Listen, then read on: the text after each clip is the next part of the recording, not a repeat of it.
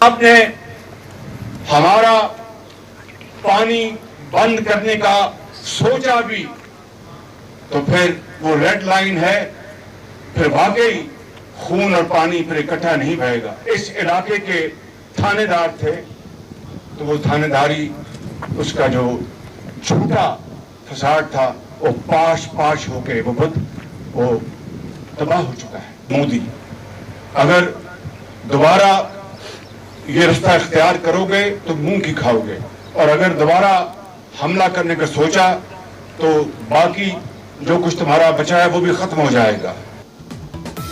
دوبارہ حملہ کیا تو بچا کھچا بھارت بھی ختم ہو جائے گا۔ وزیراعظم شہباز شریف کی پسرور چھاونی میں ٹینک پر کھڑے ہو کر شکست خوردہ مودی کو سخت وارننگ۔ کہا، ہم چاہتے تو بھارت کے تمام ڈیم تباہ کر دیتے، پانی بند کرنے کا سوچا تو پھر دریاؤں میں خون بہے گا۔ ہم جنگ اور امن کے لیے بھی تیار ہیں، چوائس آپ کی ہے۔ مربوط ڈائلاگ ہوں گے، میٹھا میٹھا نہیں کھانے دیں گے۔ پاکستان قیامت تک زندہ و جاوید رہے گا، ہمارا کوئی بال بکا نہیں کر سکتا۔ 1971 کی جنگ میں ہندوستان سے آپ نے اس جنگ میں بدلہ لے لیا۔ اپنی لیڈرشپ کی پلاننگ کے تحت دشمن جو ہم سے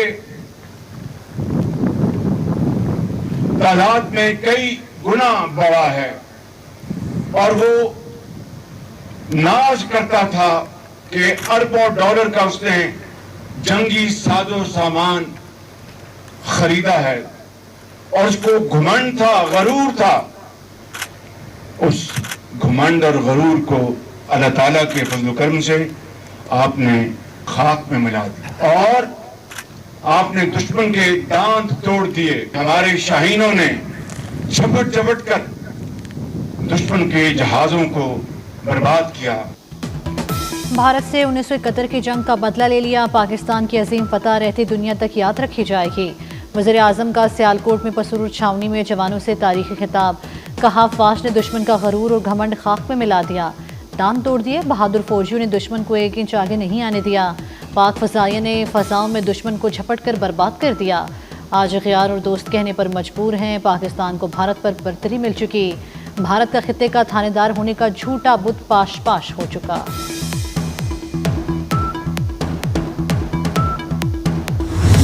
میں chairman joint chief of staff جناب جنرل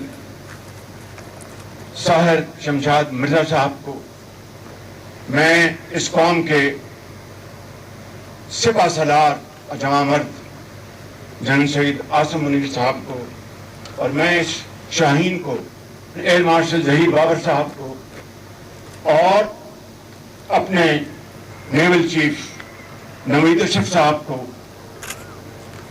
اور بحری اور فضائی اور بحری فوج کے ایک ایک جوان اور افسر کو میں آج یہاں پر سلام پیش کرنے آیا ہوں، اور 24 کروڑ عوام کی طرف سے آپ کو مبارکباد پیش کرنے آیا ہوں۔ وزیر اعظم کی آرمی چیف کو تھپکی، ایئر چیف کو ہاتھ پکڑ کر شاباش۔ شہباز شریف نے army chief general Syed Asim Munir کو قوم کا فخر قرار دیا۔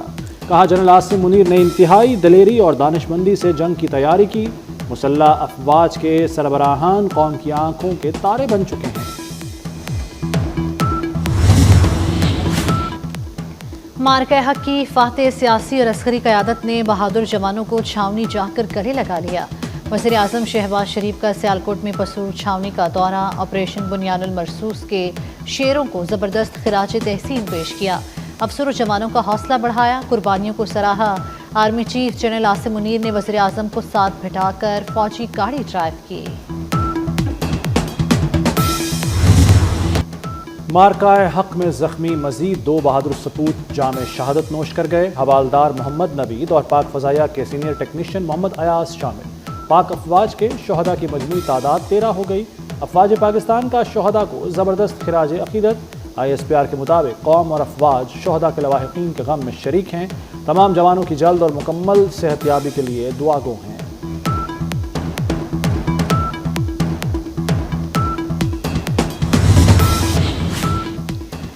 بھارت اب کوئی ایڈونچر نہیں کر سکے گا، تینوں مسلح افواج نے دشمن کو منہ توڑ جواب دیا۔ اللہ تعالیٰ نے شہداء کی قربانیوں کی بدولت فتح نصیب کی۔ وزیر داخلہ محسن نقوی کا بھارتی حملوں میں شہید ہونے والوں کو خراج عقیدت۔ محسن نقوی کی ہولی فیملی ہسپتال راولپنڈی آمد۔ بھارتی ڈرون حملے میں زخمی محنت کش توقیر عباس کی عیادت کی۔ محسن نقوی نے توقیر عباس کے بلند حوصلے کو سراہا۔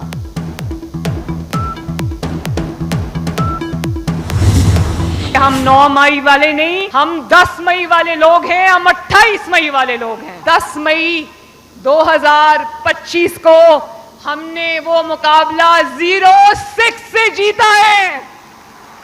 اس کا مطلب ہے سیسا پلائی ہوئی دیوار، مولٹن لیڈ وال، اور جس طرح ہمارے افواج پاکستان نے یہ جنگ لڑی اور قوم نے جس طرح ان کو سپورٹ کیا، ایک قوم بن کے یہ جنگ لڑی اور ان کے شانہ بشانہ کھڑی رہی، میں پاکستان کے لیے اس سے بڑا تاریخی اور جو میں کہتی ہوں کہ مسرت بھرا لمحہ اور کوئی نہیں ہو سکتا۔ تو آپ کو نفرت سکھائی جا رہی ہے، یہ جو آپ کو ڈویژن تقسیم سکھائی جا رہی ہے، جو آپ کو یہ بتایا جا رہا ہے کہ یہ ادارے ہمارے نہیں ہیں، ان پہ حملہ کر دو۔ جن جہازوں کی جو سمبلز تھے، جن کو ہم نے اپنے شاہراہوں پہ لگایا ہوا تھا لوگوں کو یاد دلانے کے لیے کہ وہ فضائیہ کے وہ جہاز ہیں جنہوں نے اس قوم کو فخر کرنے کا موقع دیا، انہی جہازوں کو زمین بوس کیا گیا۔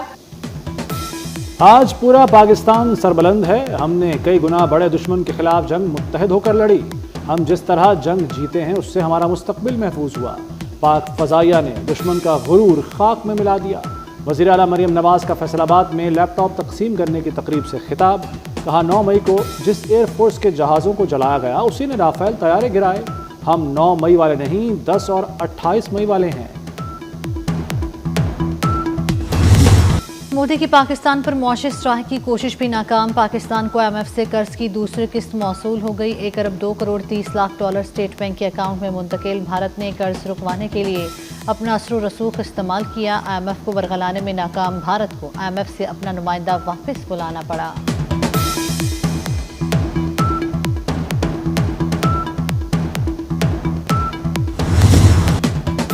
IMF سے کامیاب ڈیل کسی معجزے سے کم نہیں۔ عالمی معاشی ماہرین حکومت معاشی پالیسیوں کے متطرف Sand Glass Capital Management company ماہرین نے تعریفوں کے پل باندھ دیے۔ بیرن کی رپورٹ کے مطابق پاکستانی حکومت نے 2 سال میں معاشی کرشمہ کر دکھایا۔ ملک میں مہنگائی کی شرح 0 تک پہنچ گئی۔ پاکستان کی طرف توجہ نہ دی تو شاید سرمایہ کار پچھتائیں۔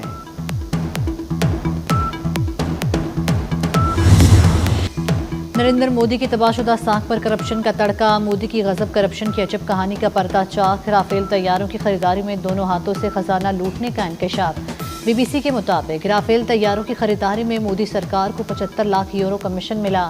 دیوار کے مطابق CBI نے مودی کی کرپشن پر ملزمانہ خاموشی اختیار کیے رکھی۔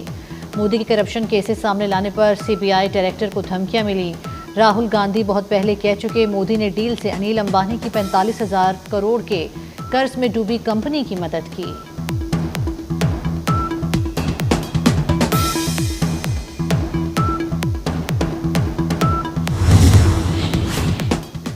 وزیر اعظم اور سیکرٹری جنرل اقوام متحدہ انتونیو گوتریس کا ٹیلی فونک رابطہ۔ جنوبی ایشیا کی صورتحال پر تبادلہ خیال۔ گزشتہ 2 ہفتوں کے دوران دونوں رہنماؤں کے درمیان یہ تیسرا ٹیلی فونک رابطہ تھا۔ وزیر اعظم نے جنوبی ایشیا کی کشیدہ صورتحال کو کم کرنے کے لیے سیکرٹری جنرل کی قیادت اور سفارتی کوششوں کو سراہا۔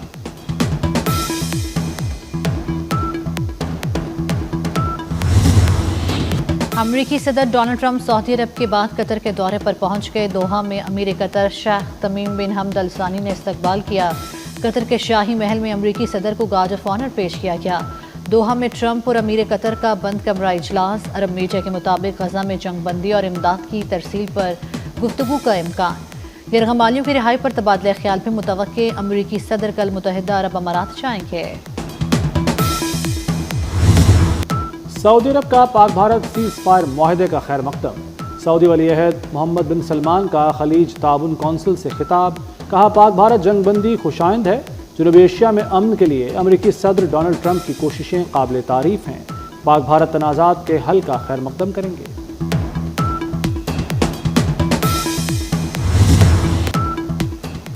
امریکی صدر ڈونلڈ ٹرمپ کا کہنا ہے وہ ایران کے ساتھ ڈیل کرنا چاہتے ہیں۔ تہران جوہری ہتھیار حاصل نہیں کر سکتا، خطے میں کشیدگی پھیلانے والے چھوٹے گروپوں سے نمٹنا ہوگا۔ خلیجی ممالک نے ہمیشہ امن کے لیے کام کیا ہے۔ امریکہ مشرق وسطیٰ میں امن کی خواہش رکھتا ہے۔ ایک نئی شروعات کے لیے شام پر عائد پابندیاں اٹھا لیں۔ شام کی نئی حکومت کے ساتھ تعلقات معمول پر لانے کے لیے کوشش کر رہے ہیں۔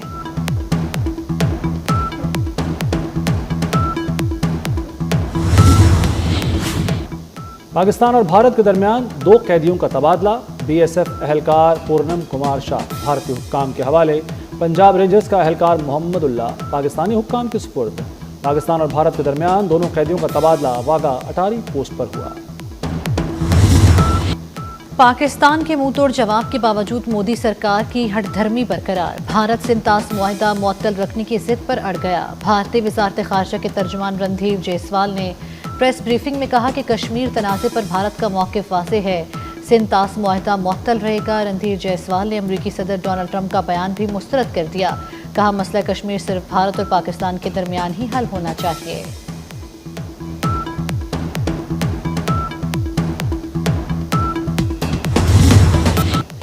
آپریشن بنیان المرصوص کی کامیابی پر پیپلز پارٹی کا کل یوم تشکر منانے کا اعلان۔ سینئر وزیر سندھ شرجیل میمن کہتے ہیں پاک فضائیہ کے شاہینوں نے بھارت کو منہ توڑ جواب دیا۔ پوری دنیا ہماری ایئر فورس کی معترف ہو چکی ہے۔ پاکستان نے جنگ اور سفارتکاری دونوں میدانوں میں فتح حاصل کی۔ مودی نے جنگ میں پہل کر کے لاکھوں زندگیاں خطرے میں ڈالیں۔ اب تو واقعی مودی کو قصائی کہہ کر پکارا جائے گا۔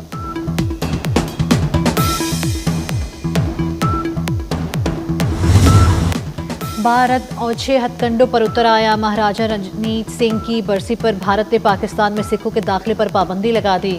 500 سکھ یاتریوں کو پاکستان کے دورہ کے لیے غیر یقینی صورتحال کا سامنا۔ مہاراجہ رنجیت سنگھ کی برسی 30 جون کو منائی جائے گی۔ پشاور ہائی کورٹ نے فوجی عدالتوں سے سنائی گئی سزائیں درست قرار دے دی۔ عدالت نے ملٹری کورٹ سے دی گئی سزاؤں کے خلاف 3 درخواستیں مسترد کر دیں۔ کراچی میں انسانیت سوز واقعہ، 2 بھائیوں نے والد کو بے دردی سے قتل کر دیا۔ افسوسناک واقعہ فیڈرل بی ایریا بلاک 14 میں پیش آیا۔ ملزموں نے والد کو دوا کھلا کر بے ہوش کیا، پھر چھریوں کے پہ در پہ وار کر کے قتل کیا۔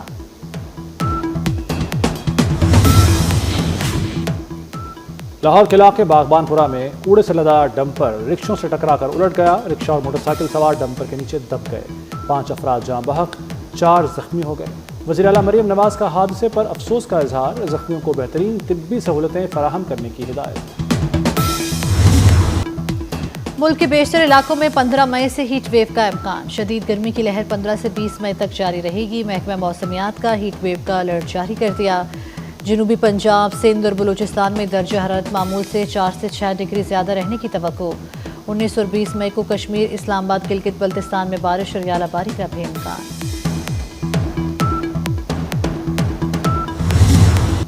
غزہ پر اسرائیل کی وحشیانہ بمباری۔ اسرائیلی فوج کے تازہ حملوں میں 50 سے زائد فلسطینی شہید ہو گئے۔ اسرائیلی حملے میں 24 گھنٹے کے دوران 28 فلسطینی شہید، 70 زخمی ہو چکے۔ خان یونس کے یورپی اسپتال پر اسرائیل کا حملہ، اسپتال کے قریب کھڑی بس زمین میں دھنس گئی۔ زخمیوں کو نکالنے والوں پر بھی بمباری کر دی گئی۔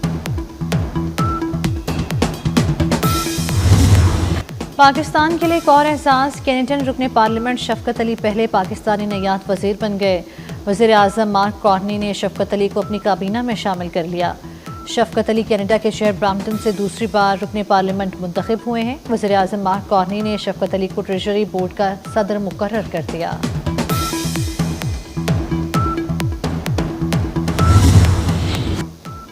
دبئی میں ہونے والے عالمی ایونٹ میں سبز ہلالی پرچم سربلند۔ پاکستان کے پاور لفٹر انجم وارسی نے 5 گولڈ اور 1 سلور میڈل جیت کر ملک کا نام روشن کر دیا۔ انجم وارسی نے ایونٹ میں 25 سے زائد ملکوں کو شکست دی۔